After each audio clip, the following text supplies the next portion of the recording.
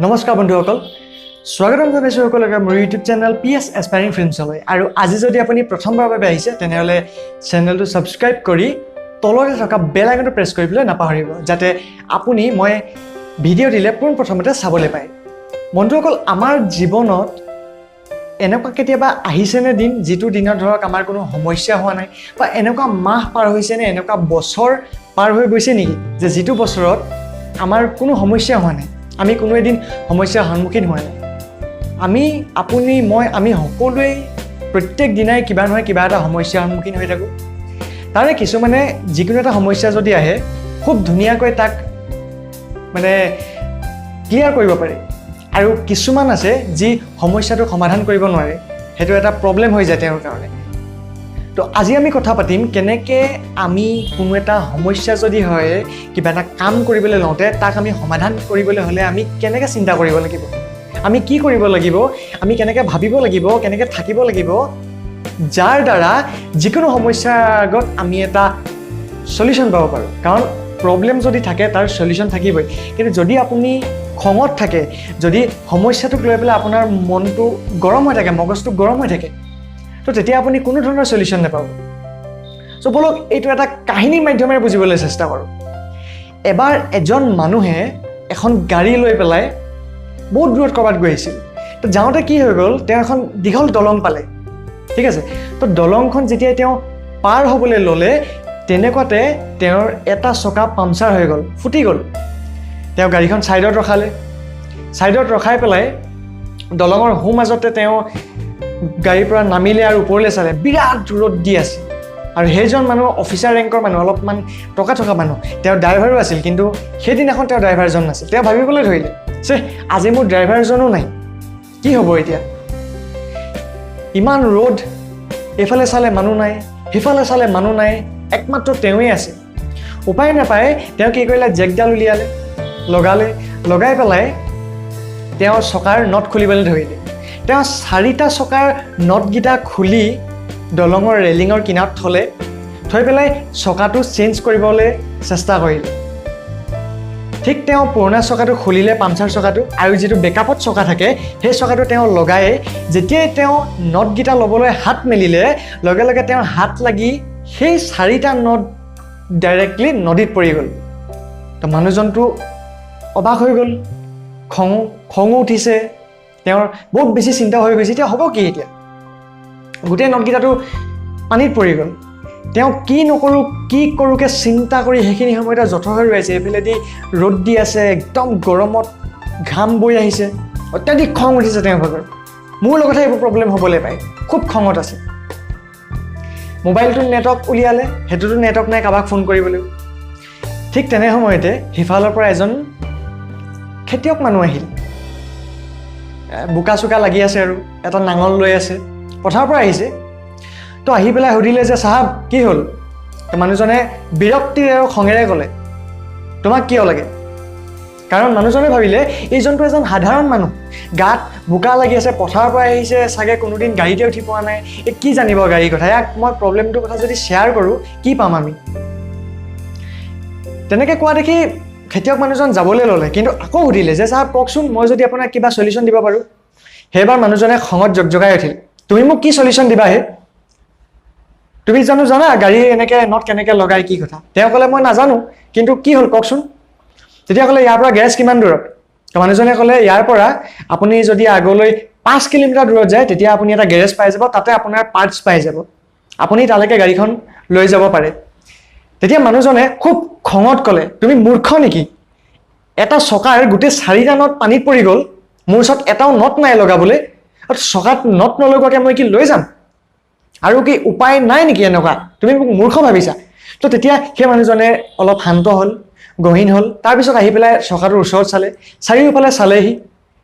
আৰু অলপ সময় মনে মনে ভাবিবলৈ ধৰিলে। আৰু মানুহজনক ক'লে আপুনি অকণমান ধৈৰ্য ধৰক আৰু মোক অলপ ভাবিবলৈ দিয়ক। তেতিয়াও মানুহজনে খঙত জগজগাই আছিল, তুমি কি ভাবিবাহে, তুমি মোক কি সলিউশ্যন দিবা? এনেকুৱা প্ৰব্লেমত মানুহে কি এনেকুৱা ফাটলামি কৰিবলৈ সময় ওলায়?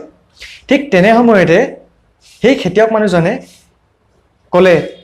যে চাহাব আপুনি এটা কাম কৰিব পাৰে, যিহেতু বাকী গোটেই 3টা চকাতে 4টাকৈ নট লাগি আছে, আৰু ইয়াৰ পৰা অলপ দূৰ গ'লে আপুনি মেকানিকৰ ওচৰত পাই যাব তো আপুনি এনেকুৱা কিয় নকৰে যে গোটেই তিনিটা চকাৰ পৰা এটা এটা নট খুলি লওক তিনিটা নট আহি যাব আৰু বাকি সব চকাতে তিনটাকে নট হৈ যাব আৰু যি তিনটা নট হ'ব সেই তিনটা নট আপুনি যেটো চকা পামচাৰ হল তাত লগাই দিয়ক তো তেতিয়া আপোনাৰ গোটেই চাৰিটা চকাতে তিনটাকে নট থাকিব আৰু এনেকৈ কৰিলে আপুনি বহুত বেছি দূৰ স্পিডত নগলেও যদি ভালকে যায় তেতিয়া আপুনি খুব ধুনীয়াকৈ 5 কিলোমিটাৰ দূৰত থকা মেকানিকজনৰ ওচৰত পাবগৈ আৰু মোৰ বিশ্বাস যে সেই মেকানিকজনৰ ওচৰত আপুনি বিচৰা নটটো পাই যাব আৰু তেওঁৰ পৰা আপুনি চাৰিটা নট লৈ গোটেইকেইটা চকাতে যদি এটাকে লগাই দিয়ে আপুনি ধুনীয়াকৈ জ্বলে আহিছে তালে যাবগে পাৰিব কথাটো শুনাৰ লগে লগে মানুহজনৰ মানে লাজ পাবলৈ ধৰিলে মানুহজনে হাঁহিবলৈ ধৰিলে ফূৰ্তিও লাগিল আৰু লাজ একাৰণে পাইছে যে কি সেই মানুহজনৰ কথা ভাবিছিল যে এওঁনো কি দিব এওঁ কি উপায় দিব যিজনে গাড়ীয়ে চলাব নাজানে যাৰ ওচৰত গাড়ী এখন নাই তাৰপিছত তেওঁ সুধিলে যে বন্ধু বহুত বহুত ধন্যবাদ হয়তো তুমি নোহোৱা হলে ৰোডখনত মই কি কৰিলেহেঁতেন তাৰো কোনো ঠিকানা নাই কিন্তু তুমি মোক এটা কথা কোৱাচোন যে ইমান ডাঙৰ সমস্যা যিটো সমস্যাৰ কোনো সমাধানে মই পোৱা নাছিলো আৰু নাই বুলি ভাবিছিলো মোৰ খং উঠিছিল মগজটোৱে কাম নকৰা হৈছিল এই ইমান ডাঙৰ সমস্যাটোৰ সমাধান তুমি ইমান খুব কম সময়ত কেনেকৈ দিব পাৰিলা তেতিয়া সেই খেতিয়ক মানুহজনে উত্তৰ দিলে যে সাহাব আপোনাৰ মগজটো গৰম হৈ আছিল আপুনি প্ৰবলেমটোক লৈ চিন্তা কৰি আছিল কিন্তু আপুনি সলিউশনটোৰ কথা চিন্তা কৰা নাছিল আপুনি অকল সমস্যাটোক লৈ পেলাই চিন্তা কৰি আছে মোৰ লগত কিয় হ'ল কেলে হ'ল কিয় হ'ল কেলে হ'লটো পিছৰ কথা কিন্তু এতিয়া কি কৰিলে ভাল হ'ব সেইটো কিন্তু আপুনি কেতিয়াও চিন্তা কৰা নাই যাৰ কাৰণে আপুনি সমস্যাৰ সমাধান পোৱা নাছিল আৰু মোৰ কোনো খং নাই কাৰণ মোৰ গাড়ীও পামচাৰ হোৱা নাই মই পথাৰৰ পৰা আহিছো আৰু মোৰ কামো হৈ গৈছে মই এতিয়া ঘৰত গৈ মই অকল জিৰণি অলপ লমগৈ গতিকে মোৰ কোনো খং নাই মোৰ মগজটো ঠাণ্ডা হৈ আছিল যাৰ কাৰণে মই এই সমস্যাটোৰ সমাধানটো চিন্তা কৰিবলৈ সক্ষম হলো সো বন্ধুসকল আপোনালোকে এই ষ্টৰীটোৰ পৰা কি বুজিব পাৰিলে যেতিয়া যিকোনো এটা সমস্যা আপোনাৰ জীৱনত থাকে যিকোনো কাম কৰোতে যিকোনো বিজনেস ষ্টাৰ্ট কৰোতে যিকোনো সময়ত যিকোনো কামত যদি আপোনাৰ কিবা এটা প্ৰবলেম আহি গৈছে আগত আপুনি এটা প্ৰবলেম ক্ৰিয়েট হৈ গৈছে তো আপুনি যদি সেই প্ৰবলেমটোক লৈ চিন্তা কৰি থাকে কিয় হ'ল কেনেকৈ হ'ল মোৰ লগতে কেলে হ'বলৈ পায় এতিয়া কি হ'ব তেতিয়া আপুনি জীৱনত কেতিয়াও আগবাঢ়িব নোৱাৰে কেতিয়াও জীৱনত আপুনি সফল হ'ব নোৱাৰে আৰু যদি আপুনি জীৱনত সফল হ'বলৈ বিচাৰিছে তেনেহলে আপোনাৰ জীৱনত বা আপোনাৰ কাম কৰি যাওঁতে আপোনাৰ ৰাস্তাত আহি যোৱা প্ৰত্যেকটো প্ৰবলেমক আপুনি অতৰাই পেলাই আগবাঢ়ি যাব লাগিব আৰু তেনে কৰিবলৈ হলে আপুনি প্ৰবলেম ওৰিয়েন্টেড নহয় আপুনি সলিউশন ওৰিয়েন্টেড হ'ব লাগিব যদি আপুনি প্ৰবলেম ওৰিয়েন্টেড হয় প্ৰবলেমৰ সাইডেহে আপুনি থাকে তেতিয়া আপুনি জীৱনত একো কাম কৰিব নোৱাৰিব ঠিক সেই মানুহজনৰ নিচিনাকৈ লাগিলে আপোনাৰ ওচৰত যিমানেই ডাঙৰ গাড়ী নাথাকক যিমানেই ডাঙৰ সম্পত্তি নাথাকক যিমানে আপুনি ধনী মানুহ নহওক কিয় কিন্তু যদি আপুনি সলিউশন ওৰিয়েন্টেড হয় প্ৰবলেমটো হ'ল প্ৰবলেম সকলো মানুহৰে হ'ব কিন্তু তাৰ পাছত যদি আপুনি সলিউশন ওৰিয়েন্টেড হয় আপুনি সমস্যাটোৰ কথা নাভাবি আপুনি সমাধানৰ কথা চিন্তা কৰে তেতিয়া আপুনি নিশ্চয় কিবা নহয় কিবা এটা সমাধান পাব আৰু আপোনাৰ বাটত থকা যিটো সমস্যা সেইটো ইউ গায়ব হৈ যাব আৰু যদি আজিৰ পৰা আপুনি প্ৰবলেম ওৰিয়েন্টেড তেনেহলে আপুনি সলিউশন ওৰিয়েন্টেড হ'বলৈ চেষ্টা কৰক আৰু আপুনি কমেন্ট বক্সত লিখিবলৈ নাপাহৰিব যে আপুনি আসলতে কেনেকুৱা প্ৰবলেম ওৰিয়েন্টেড নে সলিউশন ওৰিয়েন্টেড যদি আপুনি আজিৰ পৰা প্ৰবলেম ওৰিয়েন্টেড আছিল তেনেহলে সলিউশন ওৰিয়েন্টেড হ'বলৈ চেষ্টা কৰক সলিউশন ওৰিয়েন্টেড হ'বলৈ শিকক মনত ৰাখিব সমস্যা থাকিবই কিন্তু যিয়ে সমস্যাক সমাধান কৰি আগবাঢ়ি যাব পাৰে সেইজনে আসলতে জীৱনত সাকসেস হয় সেইজনে জীৱনত সফল হয় সফলতা ইমান উজুতে কেতিয়াও পোৱা নাযায় সফলতা পাবলৈ কঠোৰ পৰিশ্ৰম আৰু ধৈৰ্যৰ প্ৰয়োজন যাৰ ধৈৰ্য নাথাকে সি কেতিয়াও জীৱনত সফল হ'ব নোৱাৰে গতিকে ফ্ৰেণ্ডছ আই থিংক মই ভাবো যে আসলতে আপোনালোকে কথাখিনি বুজিব পাৰিলে মই কি বুজাবলৈ বিচাৰিছিলো সো যদি ভিডিওটো ভাল লাগিলে তেনেহলে এটা লাইক কৰিব আৰু আপুনি যদি মোৰ ভিডিওটোৰ কথাখিনি হৈছে একমত তেনেহলে ভিডিওটো শ্বেয়াৰ কৰিবলৈ নাপাহৰিব তো মই লগ পাম এনেকুৱা কিছুমান নতুন ভিডিও হৈছে যিখিনিয়ে আপোনালোকৰ মাইণ্ডটো পজিটিভ কৰি ৰাখিব আৰু জীৱনত বহুত অভিজ্ঞতা দিব মই সেইখিনি অভিজ্ঞতা সেইখিনি নলেজ আপোনালোকলৈ শ্বেয়াৰ কৰি যাম যিখিনি মই ডাঙৰ কিছুমান মানুহৰ পৰা পাইছো নিজৰ অভিজ্ঞতাৰ পৰা পাইছো কিছুমান সাকসেসফুল মানুহৰ অভিজ্ঞতাৰ কাহিনী শুনিছো আৰু কিছুমান মই কিতাপত পঢ়িবলৈ পাইছো